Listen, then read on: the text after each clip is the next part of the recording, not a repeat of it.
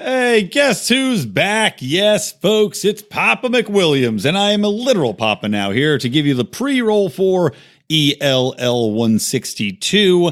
And you know what? I'm just going to remind you guys that you can join the Lions of Liberty Pride, get all sorts of fantastic bonus content for as little as $2 to get into the Lions of Liberty Pride, where you can view our live streams, including debate coverage, our Super Bowl Super Show, which was one of the funniest podcasts we have ever recorded. Absolutely hilarious stories being told in there.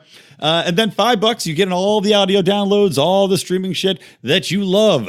But that's not all. We got $25 levels, we got $10 levels, we got $15 levels. All of those come with different perks, different squirts. $25 gets you on our monthly calls with the Mufasa Pride calls. We get together, do a Skype call, talk about topics of liberty, what's going on with the show, what you'd like to see. $50, you actually get to be a part of the show. After 3 months of that, you can choose a topic, as you heard with Who Sunk the Hawaii Super Ferry, and other topics that are coming up soon. A Felony Friday episode very soon is forthcoming. And unfortunately, guys, our $100 level at the moment is locked up. Yes, our friends over at Good Morning Liberty have decided to come on board and support our podcast, so you'll be hearing more about that very soon. As they are supporting the show, we want to give them the love in turn. So awesome, huge thank you to the guys at Good Morning Liberty, and stay tuned for that. So get involved, support the show, tell a friend, but maybe more importantly, maybe less. I say telling a friend more important. But still, money's money. So go to patreon.com/Lions of Liberty. Welcome to Electric Libertyland, here on the Lions of Liberty podcast, your weekly shot of culture, comedy, and liberty with your host, Brian McWilliams. Hey, Sugar Plum Fairies! Welcome to Electric Libertyland, episode number 162. I am Brian. I am back, returned from the zone of babies and placentas falling out of people, one of whom at least was my wife. And no, did not keep it, did not eat it. I know a lot of you freakazoids out there enjoy doing that kind of thing, but I'll tell you what, man. Number one, I don't have the stomach for it. I don't feel like putting that thing in a bag. I don't feel like taking it home. I don't feel like drying it. I don't want to put it in pills. I don't care. I don't care about the health benefits. You know, it's like people say that drinking your urine's good for you. Maybe it is. I will never know. That extra year of life ain't worth it for me, man. So anyway, welcome to the show, guys. I am back, and I am be-babied. Little Ron Paulina Mises McWilliams has come out, and she is happy and healthy and beautiful as can be. And shocking thing. As soon as the baby came out, went Christian conservative, just like Dave Smith. No, none of that happened. And I promise you, unlike Mr. Smith, who, by the way, I'm putting a call out to all of my listeners out there. All my listeners, all my Twitter followers, all my everybody's, get me on the Contra Cruise this year because they're doing a roast of Dave Smith. And I know these bunch of fucking Liberty nerd-ass losers aren't going to be able to come up with shit for insults. And I want to be on there to give Dave the roasting that he deserves with my rapier-like wit. Just eviscerate him there. Make him weep in front of his wife and child. Well, I'm presuming the child won't be on the boat. Like, you don't usually bring a child on a cruise, especially with the coronavirus out there. Which, by the way, coronavirus, I think it was like a Carnival cruise. They're like 6 days in. They're like, by the way, you might want to get tested, guys. We found out somebody's got a little touch of the scurvy.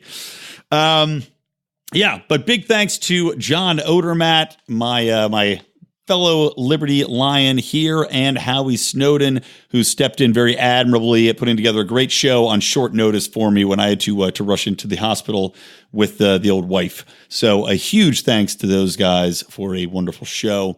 And thanks to all of you for listening. You know, I'm happy. You know, the show still got great download numbers in keeping with the high standards that Electric Libertyland has set. But, you know, a part of me was hoping that there'd be a dip as people went, no, Brian McWilliams? Not on my watch. And then they just threw their iPhone or Android out the window into the gutter, flush it down the toilet, whatever, to make their outrage felt. How could I leave you? Your Wednesday leader in Liberty. Anyway, doesn't matter. I'm back. So First things first, guys, I got to talk about the State of the Union. Usually I don't do this because it's too tricky to do, but the State of the Union is only usually about an hour. So I decided today I would watch the State of the Union or the State of the Loonion. You see what I did there with that title? It's not my best work. Not my best work, but I'm short on sleep.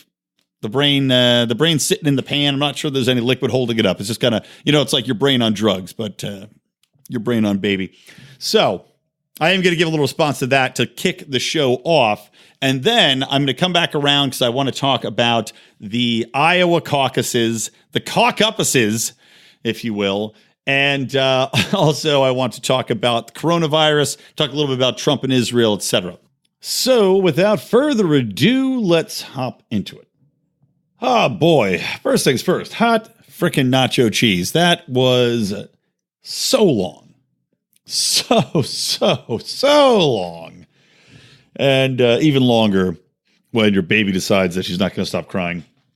So I think I got the majority of this the State of the Union. I took a bunch of notes on my phone. So I'm just going to run through them. I think I did the same thing last year. The overall speech was about an hour and a half long.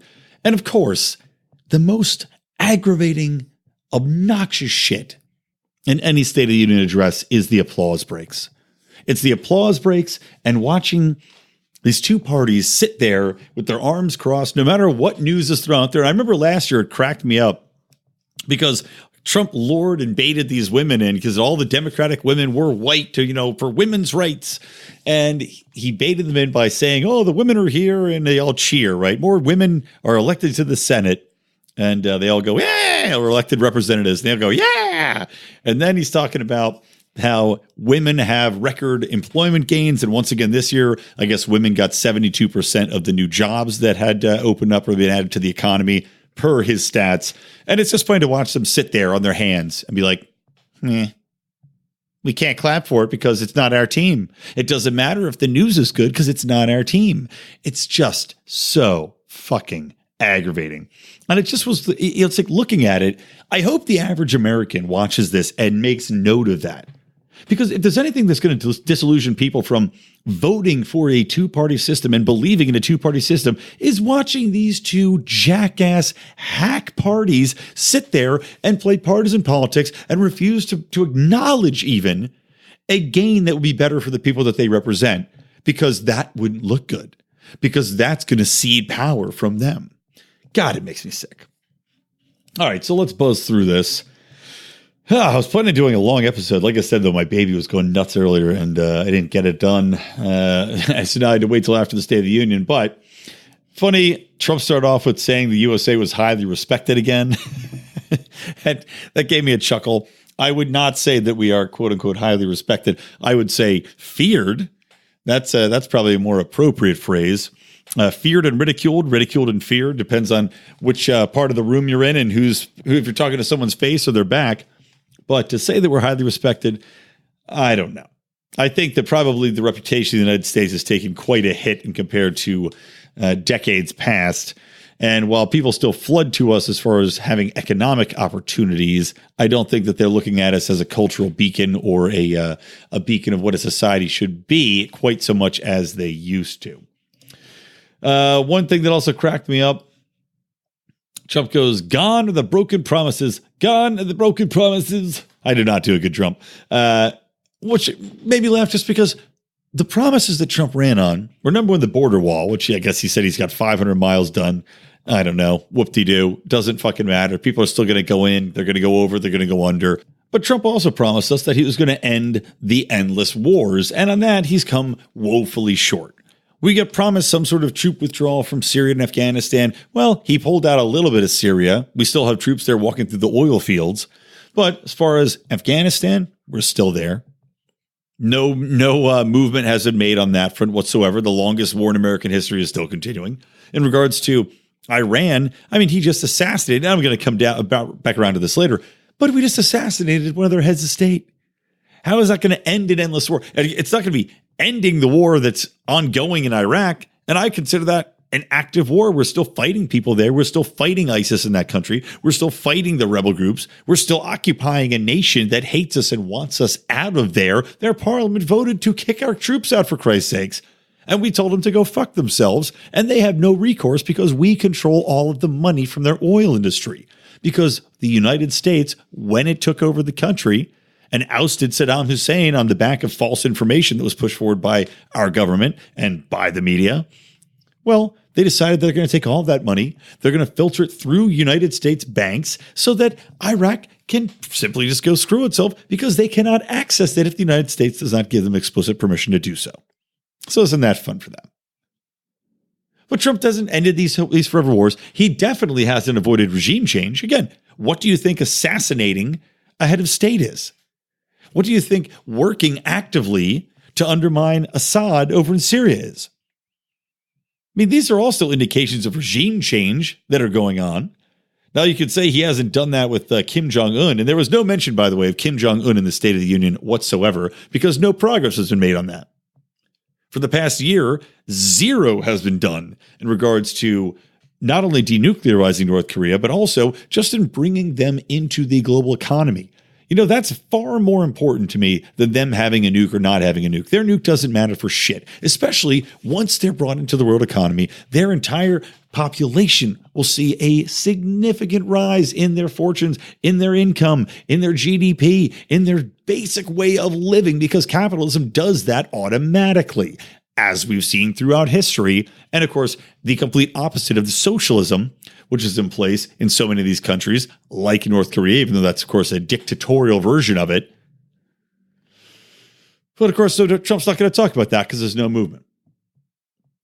But yet he says, gone are the broken promises, as several of his promises go continuously the way of the broken bird's wing. Is that a phrase? I don't know. Let's pretend it is. Nancy Pelosi kind of cracked me up during the State of the Union. She was sitting there with her wide-eyed devil look. You know, man, it's like the Dark Crystal really brings to mind so many elf. Like there's these things called Gelflings, which are the main elf characters, and then there's things called Podlings, which are the side characters that the Skeksis abuse and use.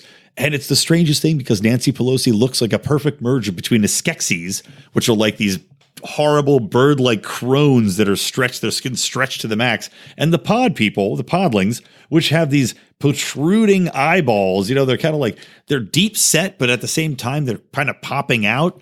And Nancy Pelosi's got that devil's look to her of bizarre eyeballs popping out of this Skeksis pulled back skin. So it's so funny, though, because she's sitting there behind Trump. You know, she's next to Pence, she's behind Trump, but instead of looking, instead of reacting, she just has this dead-eyed stare. And every time the camera cuts to her, she looks down at papers she has, which of course she's not writing on.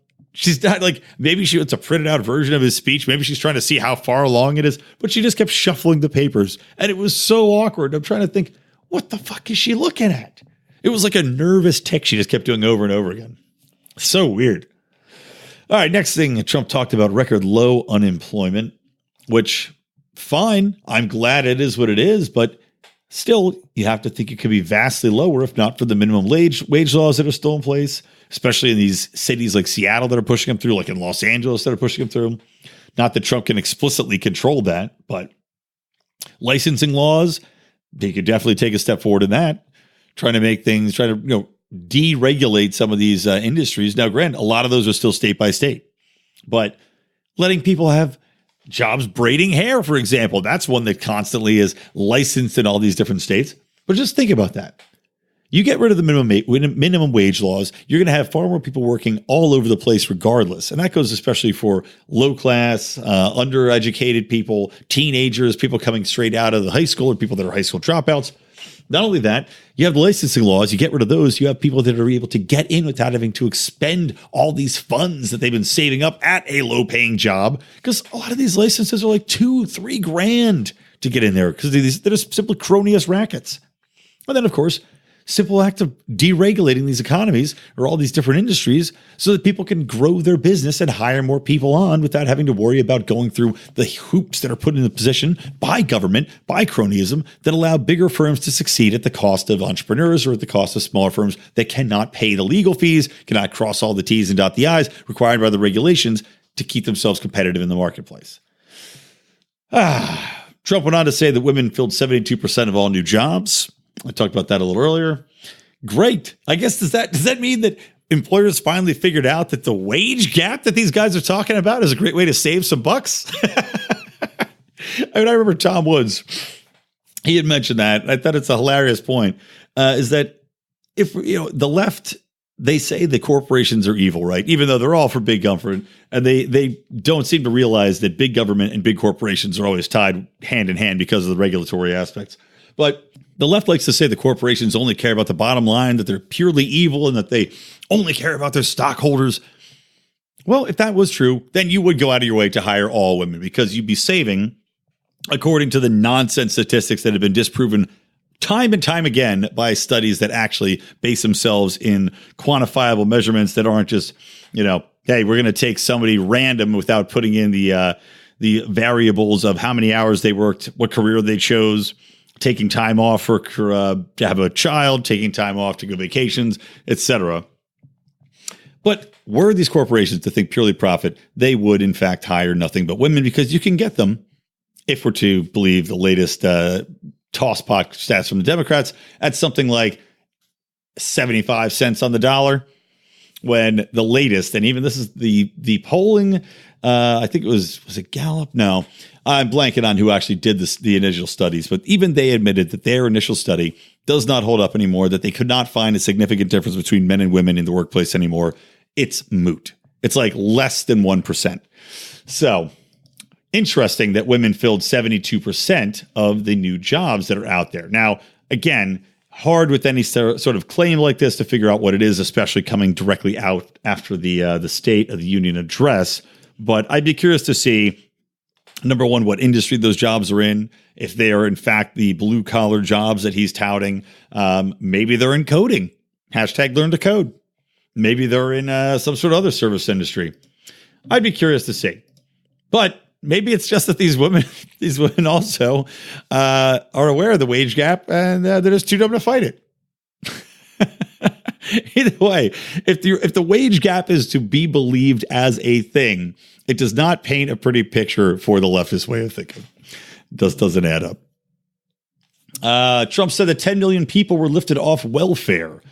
Well, that's great. I'd be fine with a lot of them being kicked off as well, which may also be the case. And that's what I was kind of curious about this. Trump's used the phrase lifted off welfare, but does that mean the government lifted them, kind of like a crane reaches down to lift out a little stuffed animal and then drop it in a hole for a child to take home and vomit all over?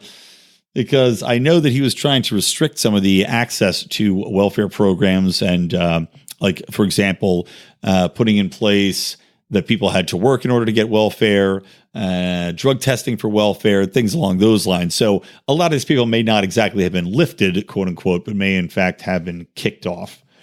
He also talked about bottom level incomes. So the bottom level of income earners, low level jobs, blue collar people, that their net worth was rising something like 47% faster than the top. And excuse my flubbing this because it was such an odd phrasing he used, and he said it so quickly I had to rewind it like twice and I still missed it. But basically what he's saying is that the lower income earners had been accelerating their net worth under Trump's last couple of years in office much faster than the top percentage. Of course, the left will say, well, the top percent, if they just go up 1%, that's still like $4 trillion in their pockets, and the bottom percent is like $2 trillion. I'm on Team Trump here. I could give a fuck. And this is why I look at income inequality overall. If everyone is making more money, if the standard of living is vastly going up for people on the lower side of things, even if it's not going up to the monetary standard or that the standard that the leftists would say is unnecessary income, or why should a billionaire have $1 billion type of income, I don't really give a fuck. I'd much rather see people make more money quickly than worry about income inequality and demand that people's money that is hard-earned be taken away from them and redistributed, which of course would just lead to disincentivizing people to go out of the way and become entrepreneurs like a Jeff Bezos or, like an Overstock CEO or any number of other people that have made it big, Elon Musk, deciding that they want to start a company and grow it. So good for the lowest income earners. Happy to see them get some cash in their pockets. Trump also talking about the stock markets being high and claiming that that's somehow putting money back in everyone's pocket, which is, of course, is not true. A lot of that's going straight back into the banks. A lot of that is Fed funded. A lot of that is interest rate funded and bubble fueled. So take it for what it's worth. It's mostly bullshit. One thing I did notice, though, that was interesting was he took time to spot out a senator. I think his last name was Scott. And I'm going to Google this in real time. But it was something called opportunity zones. And it was these areas in impoverished parts of the country where I'm trying to figure out if they get tax incentives or if they are getting subsidies for companies that invest there. One of them I'm for. Okay, so this is opportunity zones. Here we go. What is an opportunity zone? Well, it's a zone in an economically distressed community where new investments under certain conditions may be eligible for preferential tax treatment. Okay, well, then that's good. I could say that I could get behind this then, because I was worried that this opportunity zone would not be a tax break, which, as we all are all for any tax break, then I was worried it was going to be instead a sort of subsidy. So rather than give them a tax break, they'd instead be dishing out money at the taxpayer's expense to prop up the hiring of people in these impoverished communities. So good on that. Getting back on track here. He sparked out these opportunity zones, saying that was, a period of large investment. No idea if that's true or false, but I'm all for plans like this. I know Rand Paul also had one. Next, he talked about the U.S. being the biggest producer of natural gas and energy independent, which raises the question, if we're so energy independent, then why the fuck are we still in the Middle East? Why? For what fucking reason? I don't know. But he comes particularly hypocritical when he's touting the fact that we're energy independent, yet we have all these troops, as I said, in Syria protecting oil fields. We have troops throughout Iraq. That was, of course, to protect, people are always protesting no blood for oil, which is exactly what it was when we went into Iraq the first time, to protect our interests there, to protect the fuel industry as far as using petrodollars for United States gas purchases and international gas purchases. But if we're so energy dependent, bring it home. Bring it the fuck home. The amount of money that we're wasting as a country, hand over fist, and trillions of dollars, isn't worth the price, especially if we could do this at home. And hey, benefit to you, Trump. If we're doing it at home, it's creating American jobs anyway. So let the free market sit there. No need to have military interventionism going over and getting people killed, especially when you're talking about the people that are over there being killed, making the, quote, ultimate sacrifice, which is a portion of what happened during this State of the Union. Because, of course, you always have to have the dog and pony show, always have to show the military families. And he's saying that this man, I think it was Sergeant Hayes, made the ultimate sacrifice in Afghanistan or Iraq or whatever the fuck it was. Now, I don't want to besmirch the man. I don't want to make light of his death, but I couldn't help thinking he made the, quote, ultimate sacrifice. But if it were me, if it were my sacrifice, I would want it to matter. And empirically, what's going on in the Middle East right now only matters insofar as it's creating more animosity, it's creating more terrorists, it's creating more blowback, and it's destabilizing entire regions and costing millions of people their lives, their livelihood, their children's lives on an ongoing and never-ending basis. So I would prefer that far less Americans make any sacrifice in that regard, and that they just simply come home. Be far more effective here. Oh, let's see. Moving on. He talked about the shitty trade deals that he put through. Of course, the USMCA, which replaced NAFTA, somehow pretending that this is going to be some revolutionary move forward. As I mentioned a little bit, one of the things I had a problem with this when it first got through, and I haven't reviewed it line by line, but was that Trump made sure that Mexico put in language there to try to amp up their minimum wage laws.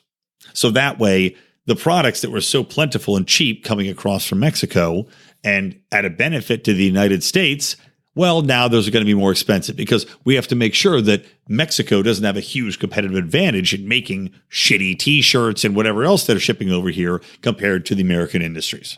So everybody loses. So thanks a lot for that, Trump. Of course, he also talked about the idiotic tariffs and moving things forward with China. Big air wank motion of that. Oh, here's one. One of the funniest things in the entire segment, by the way, was he took time out to attack Maduro in Venezuela and had the CIA puppet president. And meanwhile, I'm not a fan of Maduro in any way. I think he's a monstrous dictator. I think he has done an incredible amount of damage to his country and his people. And he's an absolute atrocious piece of shit that's highlighting everything that's wrong with socialism. But at the same time, Guaido, he looks completely like he's a Manchurian candidate. And he was at the State of the Union. Literally, it was one of the most awkward things. I'm sitting there with my wife next to me, and she's like, why does he look so weird? And I look at him, and the guy, it's literally like he had a lobotomy. He's got no facial expression on his, like zero. It's almost like, imagine Keanu Reeves in almost any movie in between his own lines. That's what this guy had as far as the look on his face. Just completely dead, like a stone golem. And then he did the weird, like, queen wave where you just turn the wrist and leave your elbow in place. Freaky, man. Like straight up Manchurian candidate shit. But I was just disgusted by the United States trotting this guy out, who, of course, we're trying to prop up in this puppet government. Of course, try to draw in the entire region into this civil war because we're stationing troops in Colombia and all these regional countries. Just sickening. And then, of course, Trump goes on with his military boner, talking about how the military is bigger than it's ever been and how we bought all the best new planes. Well, it's great. Why do we need all these things? Why do we don't need them if we're going across the country. We don't need them if we're not engaged in this rampant militarism. If you're talking about ending broken promises, if you're talking about ending the endless wars, what the fuck do we need this big military for? We don't. Other than to placate the military-industrial complex. All right, next, I missed a bit because the baby was going crazy, but I did catch that Trump said no parent should be forced to send their child to a failing government school. Yup, big yup to that. I can't yell like I usually do, by the way, for obvious reasons. Trump said he would pledge to protect patients with pre-existing conditions. Hell no to that. So here's a fun note to myself. Nancy Pelosi looks like she was taking a shit when Trump slammed socialism taking over healthcare. It was good to see him attack that tooth and nail, talking about how the Democrats are trying to take away people's private health insurance. He did not address the problem with cronyism, though he did address price transparency. And I know a couple people had pushed back in our forum about this, but I am still a huge proponent of price transparency. I know a lot of the doctors we've had on the program are fully for that. I know there's several success stories of people having completely transparent pricing, operating in a different manner. There's one hospital in Pittsburgh, or a medical center in Pittsburgh, that has been excelling at low cost, no insurance payments with full transparency. So I'm very excited about what's going to happen with that. So I get fully behind that. One thing I'm not behind is Trump protecting Medicare and Social Security. Now, this may be lip service, but no politician is going to tell you that they're going to cut Medicare and Social Security. They're not going to tell you the truth, which is that they're both completely bankrupt. Completely bankrupt. I mean, there's no way to salvage them. There's too many entitlements. People are living far too long. They're not paying enough. There's literally an impossible way to do it, especially because the birth rate is not keeping up to prior years. Millennials wait longer to have kids. My wife and I just had our kid. I'm 40. Everybody is waiting. So there is no possible way that is going to be solvent. But yet, you got presidents going out there and giving lip service to the elderly and saying, don't you worry, Granny. I'm not going to leave you out in the dirt pile. Meanwhile, the best thing that could be done is probably to cut these things off, phase them out like Ron Paul wanted to do, and tell people, look, you got a cutoff date here. Plan accordingly. Your family can take care of you. Charity, friends, whatever it is, give people healthcare savings accounts. Give people, ample retirement incentives from tax perspectives, and allow them to work it out. And if you don't do that, that's fucking on you, man. Maybe you have the absolute bare minimum assistance, but nothing like we have today. So again, kicking the can down the road. All right, how much do I have left? Jesus, that's a lot. All right, I got to go faster going through this because I got to finish this up. All right, kicking forward. Stand with me against the radical left, he said. That was nice to see. He's touting pharma and FDA having faster approvals, which is still abominably slow, however. Now, the one thing is, Trump kept talking about bills. He's like, I have a bill for this. He sounded like Elizabeth Warren. I have a plan for this and a plan for that. But so he's talking about a bill for to attack pharma pricing. He's got another bill for whatever else. All these things could easily be solved without these bills and by just getting the fuck out of the way. Get rid of the regulations, get out of the way, let the free market operate, prices will drop substantially, get the cronyism out of play, allow people to compete, and it's done. But yet, we see this time and time again with government. The problem is they add on a bill to fix the bill. Then they add in another bill to fix the opposite bill. It's like a never-ending cycle that keeps these people like intrinsically involved in the process where they're simply not needed. And then they run on an election cycle of here's the problems I'm going to fix, never mind addressing the fact that they were caused by government in the goddamn first place. It's like a perpetual motion machine that the government has created for itself. Again, another reason why there's no promise ever that's going to be lived up to shrink the size of government on either party, not as far as the future is concerned, not as far as in the current political system is concerned. It will simply never happen because neither party has any incentive to actually shrink anything. Rush Limbaugh was there. I made a note to myself to say, is he dying? Yes. The answer is yes, he was. Moving on, federal employees got their paid family leave, men and women. I'm not a federal employee. I am back to work this week. My wife is going to get her 3 months off. So fuck the federal employees. Fuck them right in the ass. I don't need my taxes paying for these shitheads to get paid parental leave when I don't have it. Shouldn't it be the reverse? If anything, if these people are civil servants, if they're working for us, shouldn't they be the last ones to get it? And shouldn't that be the preferred modus operandi?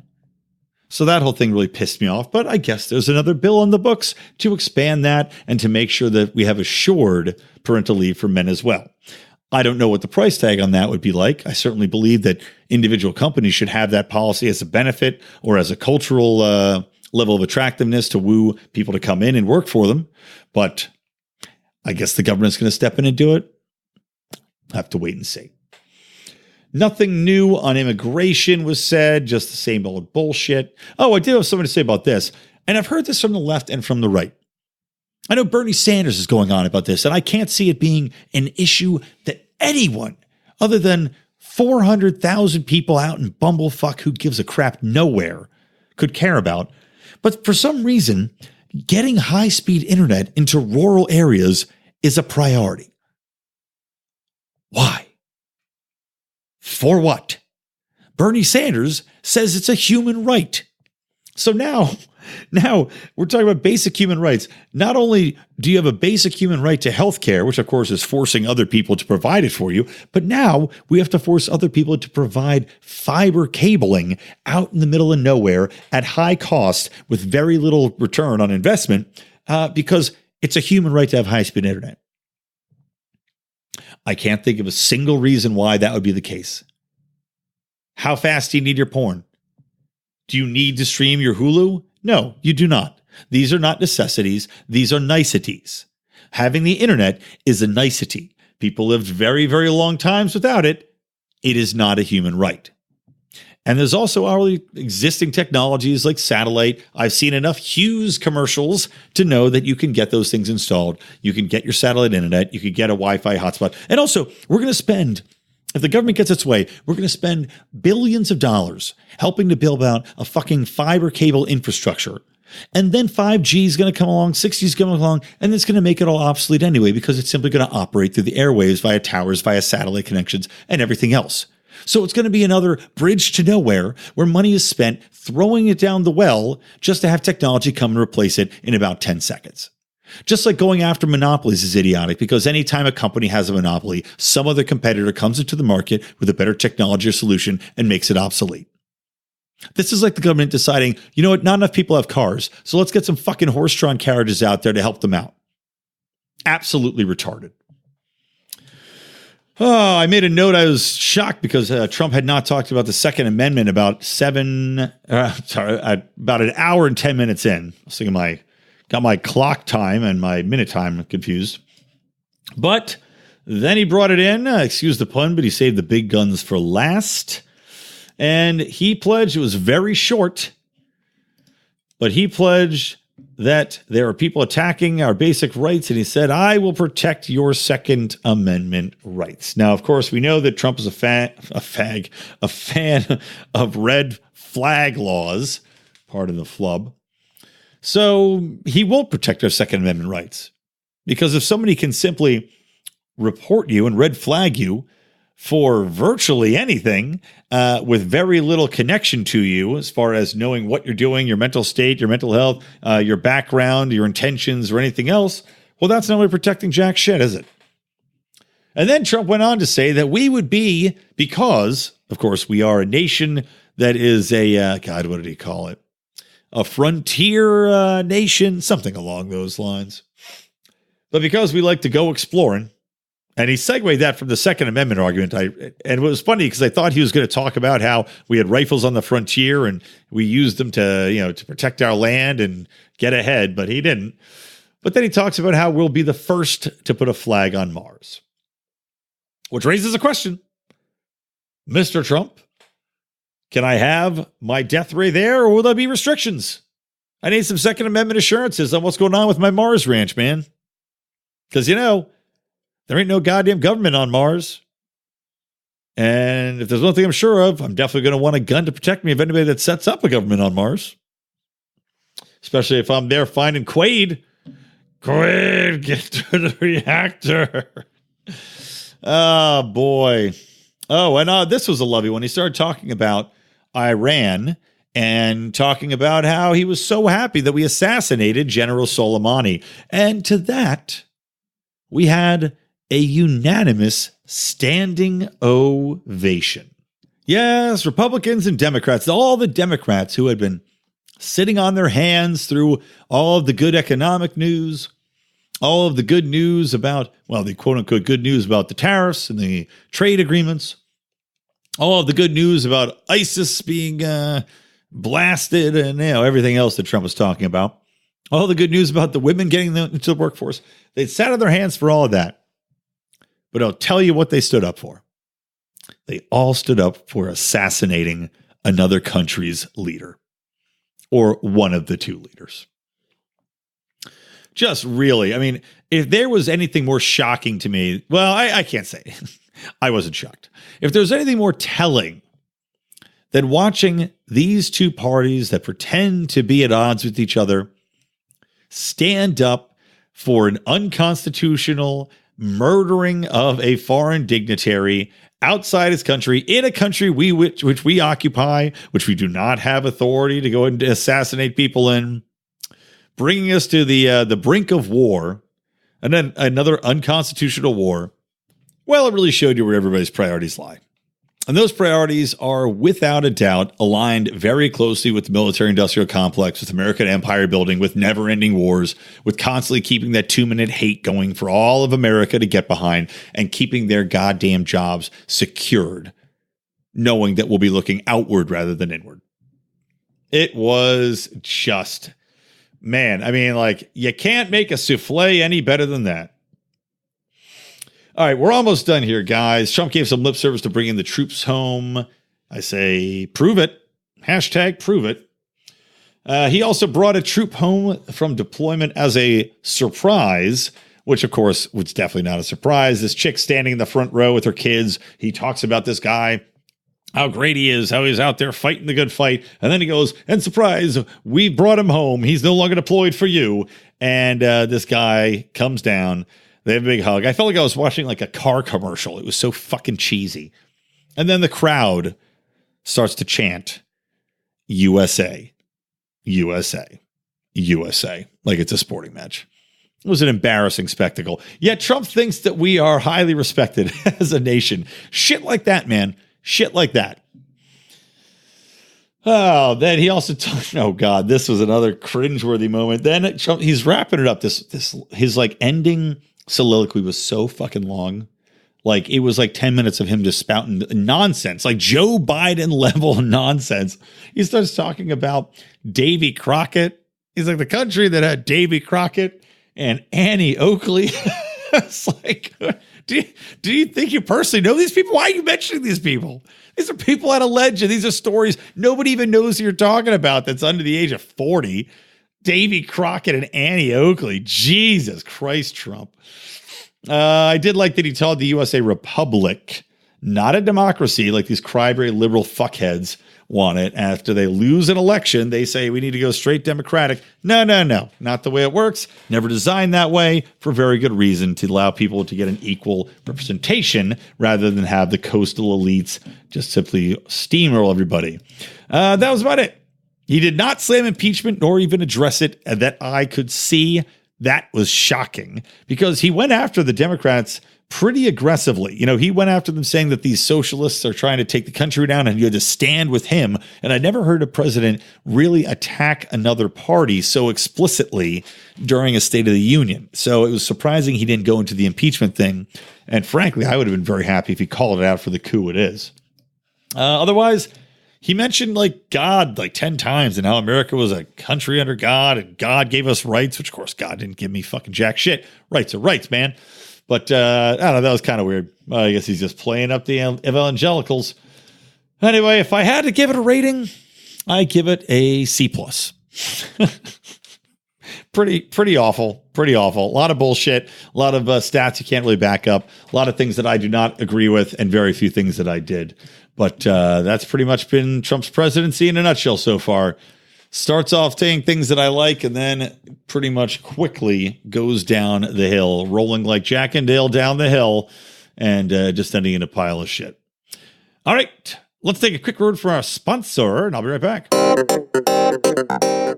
Hey, everybody, let's talk about CBD, shall we? And I know you're like, where is the Mance Raider plug, Brian? You've been telling us about Free Man Beyond the Wall for 4 months now.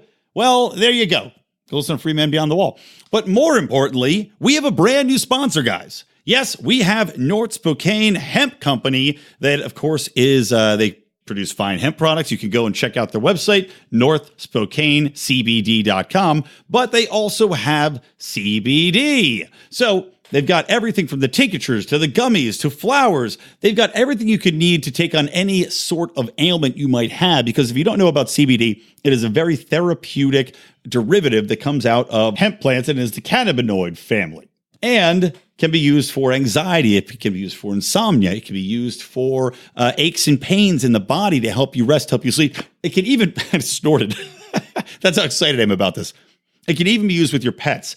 Anti-inflammatory measures, but also if you have an insane dog like I do, then CBD can actually help to calm them down and make them a little bit more hospitable to you and yours in your house. And the best part is you can go for this entire month of February to northspokanecbd.com and put in the discount code LIONS to get 25% off your order.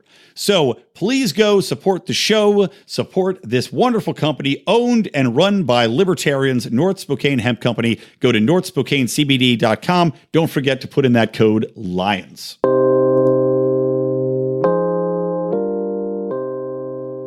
All right, I'm back. I'm tired, man. I'm hitting the wall. This lack of sleep's getting to me. All right, so coming back in, I want to talk real briefly about Iowa, the Iowa caucuses. Yeah, just what a shit show in Iowa. Hilarious. And again, I'm surprised Trump didn't mention it during the State of the Union, at least in passing. But God, what an incompetent shit show. And now I know Iowa's kind of had a reputation for messing things up in the past, but talk about the timing of it. When you have a contentious Democratic primary season, you've got all of the eyes looking at what you're doing as the first primary caucus that's going on here.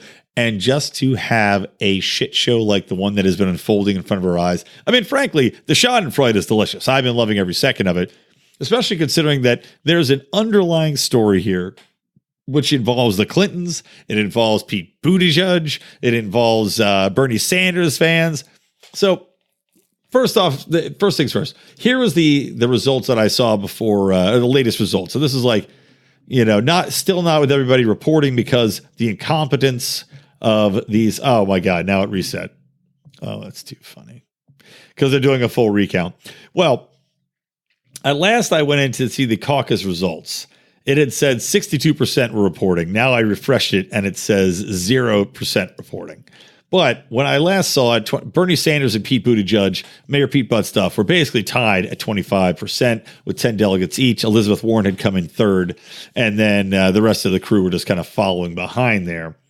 But what's funny about this is that if you're not familiar with what's going on, they had this app developed, right? And the app for the Iowa caucuses was supposed to be this new revolutionary way for people that are reporting the votes to tally them up and send them through to the main hub, right? The head Iowa office to calculate who's doing what, who's in the lead, all that stuff.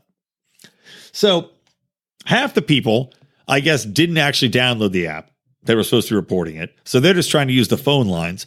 But of course, the phone lines are not fully set up and equipped for this because they figured a lot of people would be using the app. So you've got these people trying to call in results from their county or their town, and they're on hold for 15 minutes to 45 minutes, and they're getting hung up on and disconnected. So they're just getting frustrated out their asses. So slow reporting anything. Then you have the app that people are trying to use not functioning at all.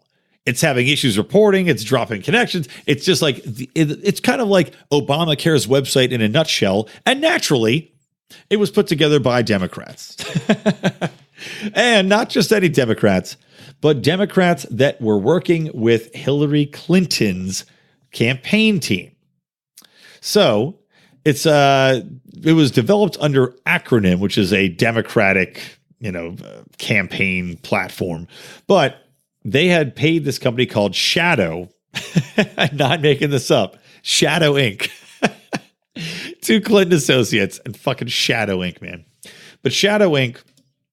Had been hired up by Tara McGowan, the chief executive at Acronym, and she had also been involved with Mayor Pete Buttstuff's campaign manager. Or sorry, she's married to a senior aide in Buttigieg's campaign, which made people think that when all this shenanigans were going out with people reporting wrong through the Shadow app, I can't remember what the actual app was called, this Iowa Caucus app or whatever it was.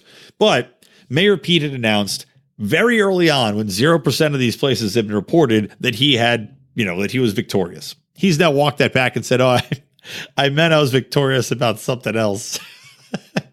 What were you victorious in? I mean, betting two men in one night? Like, what are we talking about here? So anyway, that got the whole conspiracy engine going because they said, okay, so Acronym, led by Miss McGowan, right, who's married to a senior aide, and she had developed this app, Shadow, in regard to these Clinton people, and Mayor Pete is now considered the establishment candidate, by the way. He's widely considered, if Joe Biden should drop out, to be the person that the establishment would most likely to see get that nomination. So, of course, you get people saying, this is clearly the DNC developing an app so they can undermine Bernie Sanders, so they can make sure that the candidate they want to win wins. And I mean, considering what happened in the past, could you put it by them?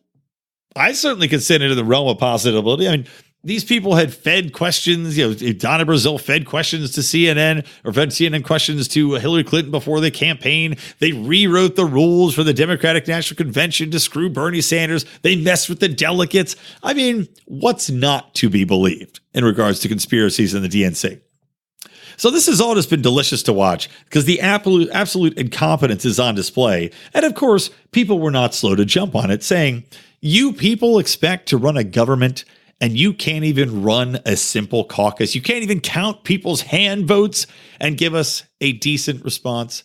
And of course, to me, the immediate and obvious response would be, and you want to be my latex salesman. Say it's Vandalay Industries. So anyway, that's the long and short about Iowa. Now, I'm a little surprised to see Mayor Pete in the front-running position there. I thought Bernie Sanders would actually run away with it. But hey, what do I know? I'm not surprised to see Warren dropping. I think she's going to continue to drop pretty quickly.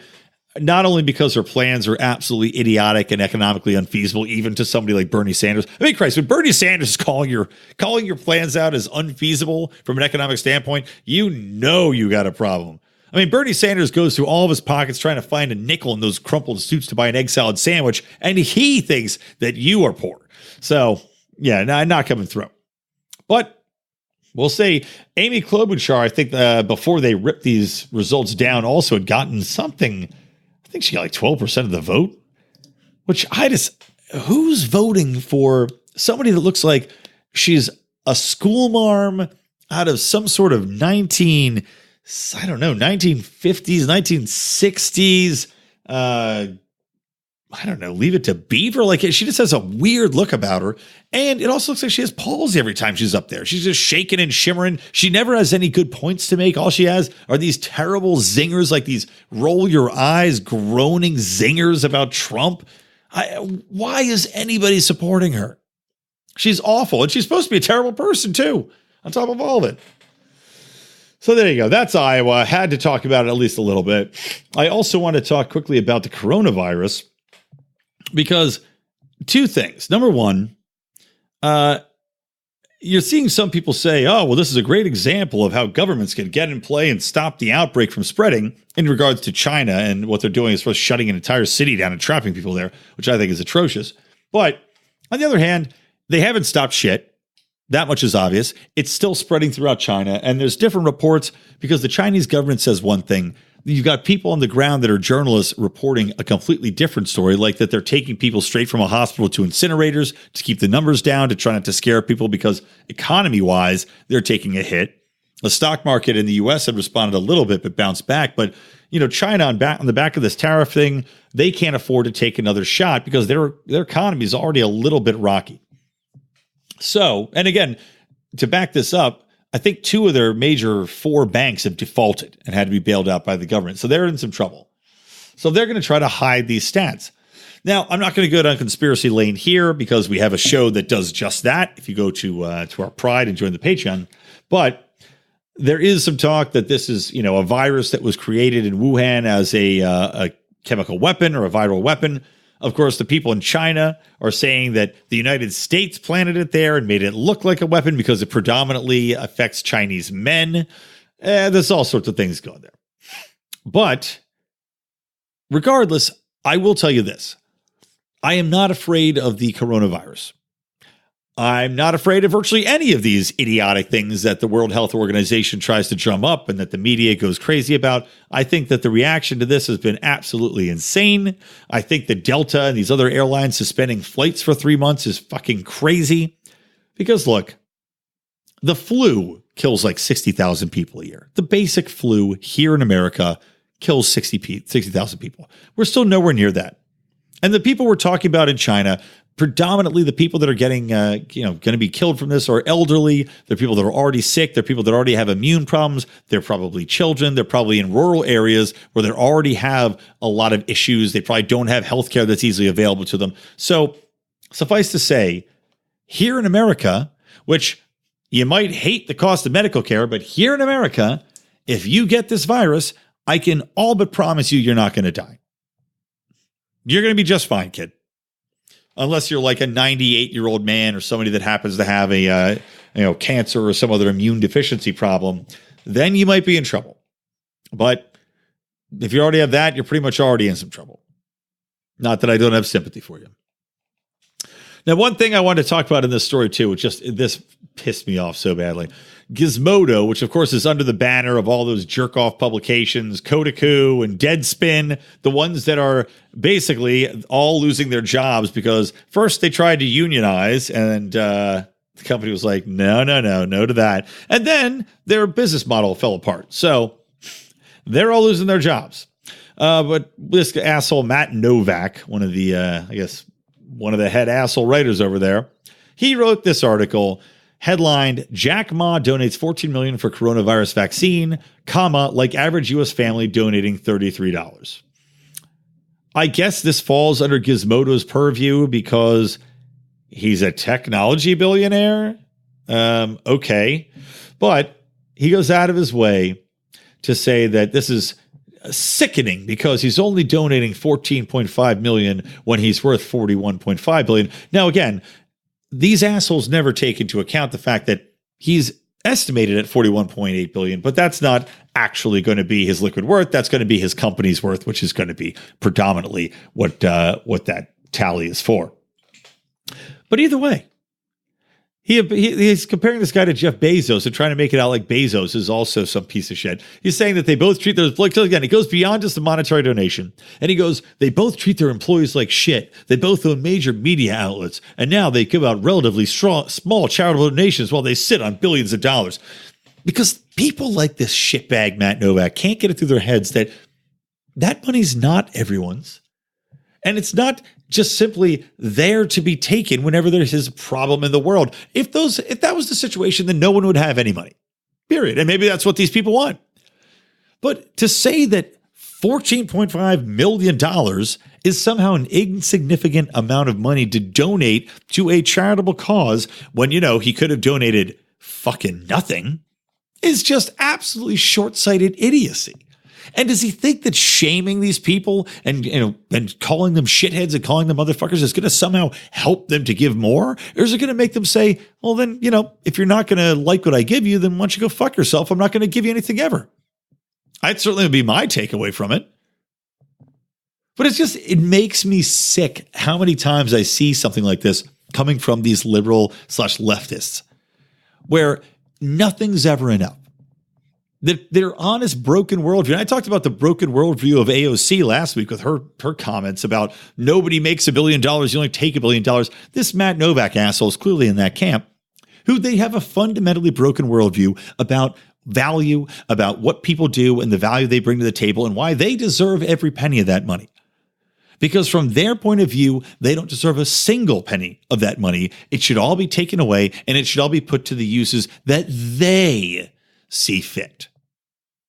Because they're all egomaniacal at the end of the day anyway, thinking that they know how the best money should be spent, where it should go, why it should go, which is typically why leftist policies always turn to shit. Because while they have high intentions, they have a fundamentally retarded misunderstanding of how economics work, how incentives work, and how things play out in the real world. So there you go. What a jerk. Started losing my voice a little bit too here, guys. Okay, I think I'm going to wrap this up. I had a bunch of other stuff I wanted to talk about, but I think I'm not going to get there. Excuse me. Let me take a little swig of liquor. That always helps. Okay, the last thing. Our idiot of the week. Elizabeth Warren vows. This is from the Washington Times. Elizabeth Warren vows transgender child must approve of Secretary of Education nominee. So Elizabeth Warren recently said, and this is a quote, I have two qualifications. I do in Elizabeth Warren voice. I have two qualifications that I talk about over and over for my Secretary of Education. The first, it has to be someone who's taught in public school. Hello? And part two, because it came from a young trans person who asked about a welcoming community. And I said it starts with the Secretary of Education, who has a lot to do with where we spend our money, with what gets advanced in our public schools, with what standards are. And I said, I'm going to have a Secretary of Education that this young trans person interviews on my behalf. Is there any level of pandering, of virtue signaling stupidity that goes deeper or more prevalently than this? I mean, this is like the rainbow umbrella that you played with in gym class, where everybody, you'd throw the umbrella in the air and then you'd run under the umbrella and then you just let it fall on top of you. This is that in pandering leftist world. Like, it doesn't get any more fucking rainbow colored, frivolly, puffy bullshit than this fucking crap that Elizabeth Warren is now laying out here, talking about a goddamn elementary student, transgender kid interviewing a Secretary of Education. Meanwhile, Elizabeth Warren can't help but attack school choice, despite the fact that it's been proven to work time and time again, vastly outperforming every other system that's available out there, vastly outperforming the goddamn public schools that this cronyist union hack gets down on hands and knees for every day. So, good job. Idiot of the week. Doesn't get any better than that, guys. All right, I'm going to wrap it up there. I got to get some sleep. Got to give my wife a break. So at the end of the show, I do want to remind you again, do check out Mance Raider and Free Man Beyond the Wall. Check out our new sponsor, North Spokane, CBD.com. And also, don't forget to listen to Mark Clear on Mondays with his flagship show. We got John Odie Odermatt, coming in with Felony Fridays. That was who you had heard last week. I was out. And some fantastic stories lately, guys. You do not want to miss that. Just stories that are inspiring, stories that are painful, but really gives you a great insight into just how badly people are getting screwed over in our justice system. That's on Fridays. And then from me, I'm here every Wednesday. So signing off, me, my baby, my goddamn dog sleeping behind me. From Electric Libertyland, always stay plugged into Liberty.